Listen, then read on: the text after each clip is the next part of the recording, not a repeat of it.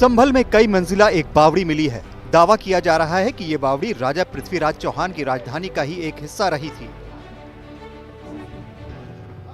कहा जा रहा है कि उस समय ऐसी बावड़ी का निर्माण सेनाओं को आराम करने और उन्हें छिपाने के लिए बनाया जाता था। जिस जगह ये बावड़ी मिली है वो जामा मस्जिद से करीब 3 किलोमीटर की दूरी पर है। इसमें 2 मंजिल अभी नजर आ रही हैं, जबकि बाकी का हिस्सा जमीन में धंसा हुआ है।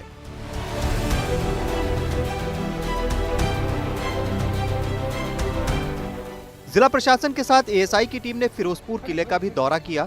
यहाँ एक कुआं भी मिला है जिसमें पानी भी है। एएसआई प्रोटेक्टेड जो फिरोजपुर का किला है वो है। नीमसार तीर्थ का कुआं है वो यहाँ का सबसे जागृत कूप है, क्योंकि उसी में जल मिला है। क्योंकि वो तीर्थ भी जागृत है, मुझे लगता है इस कारण से भी वहाँ पे जल मिला है। तोता मैना की जो कब्र है वो भी थोड़ी जीर्ण शीर्ण हालत में, उसी को भी सुरक्षित करने की आवश्यकता है।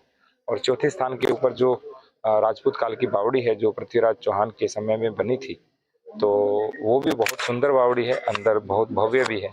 इसको भी सुरक्षित और संरक्षित करने की आवश्यकता है। इससे पहले संभल के पास चंदौसी में एक बड़ी बावड़ी मिली थी जिसमें एक सुरंग भी थी। संभल में लगातार ऐतिहासिक महत्व की निशानियां मिल रही हैं, इन्हें संरक्षित करने की जरूरत है। Bureau report, NDTV India. इसी खबर पर रुख करते हैं हमारे संवाददाता रणवीर का। रणवीर, देखिए, संभल को ऐतिहासिक विरासत का सबूत कहना गलत नहीं होगा। एक के बाद दूसरी बावड़ी अब सामने आई है, इस पर क्या अपडेट है? एएसआई की टीम ने क्या निरीक्षण किया वहां पर? देखिए, संभल में जो विवाद जामा मस्जिद से शुरू हुआ था, अब एक के बाद एक ऐतिहासिक इमारतें वहां से मिल रही हैं और जिला प्रशासन ने भी अब संभल को एक पर्यटन स्थल बनाने के लिए जो भी उपाय हो सकते हैं वो करने की बात कही है। और इसी वजह से जो कल एएसआई की टीम जहां पहुंची थी, उनमें 2 जगहें बेहद महत्वपूर्ण हो जाती हैं और दोनों का इतिहास पृथ्वीराज चौहान से जुड़ा हुआ है।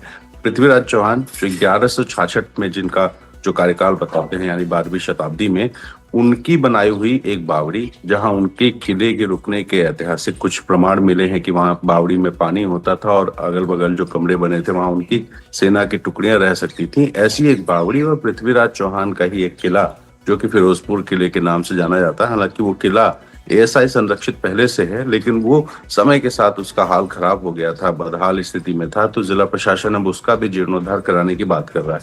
तो एक के बाद एक जो जिला प्रशासन की तरफ से ऐसी ऐतिहासिक इमारतें हैं, ऐतिहासिक जगहें हैं, कूप है, इन सबको अतिक्रमण जहां हुआ है उनको अतिक्रमण हटाने का और जो जीर्ण शीर्ण अवस्था में पड़ा हुआ है उनको रेनोवेट करने का जो काम है वो किया जा रहा है। और इसी में जो कल 2 सबसे बड़ी चीजें मिली हैं, उनमें वो बावड़ी है जिसका इतिहास पृथ्वीराज चौहान से जुड़ा हुआ है, और वो किला है।